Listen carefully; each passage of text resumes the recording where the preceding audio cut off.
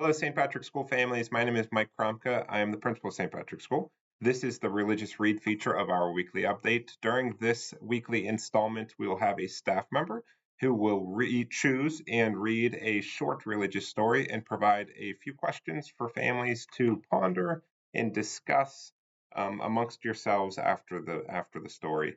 The purpose of this feature is twofold: to promote a love of reading amongst our children, and to also empower families to continue faith formation at home. So this week, I am going to read The Little Flower. The Little Flower is written by Becky Arganbright and illustrated by Tracy Arvidsson. So let's get to it. Right. The Little Flower.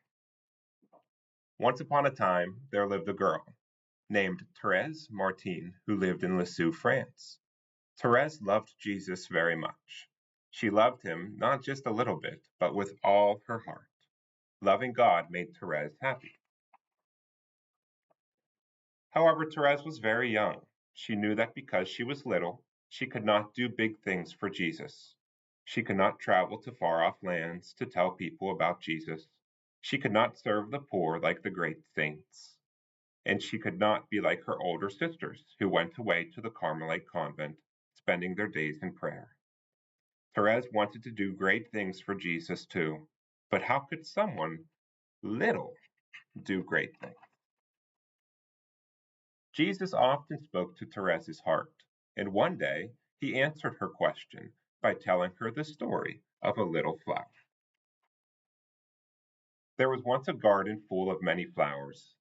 Some of these flowers stood up tall above the others: roses, orchids, lilies, petunias, peonies, snapdragons, and gardenias.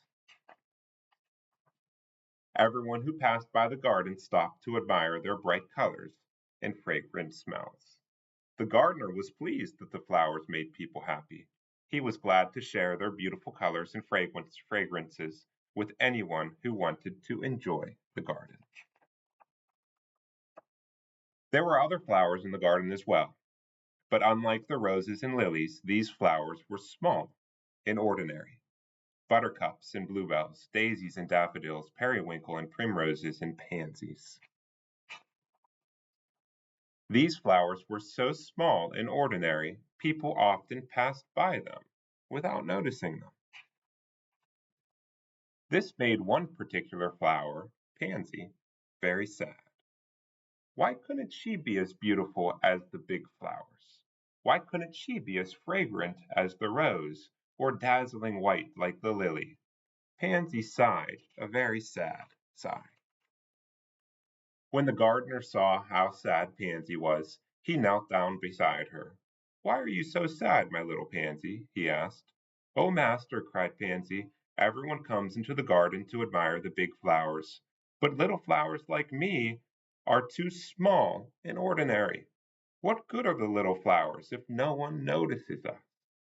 The gardener smiled. "It is true that the world notices the big flowers. That is why I planted them, so their splendor might draw people to the garden." The gardener gently lifted a petal of Pansy's sad face. "But little Pansy, it is not true that no one notices you. When I kneel to till the soil, what do you think I see?" "What?"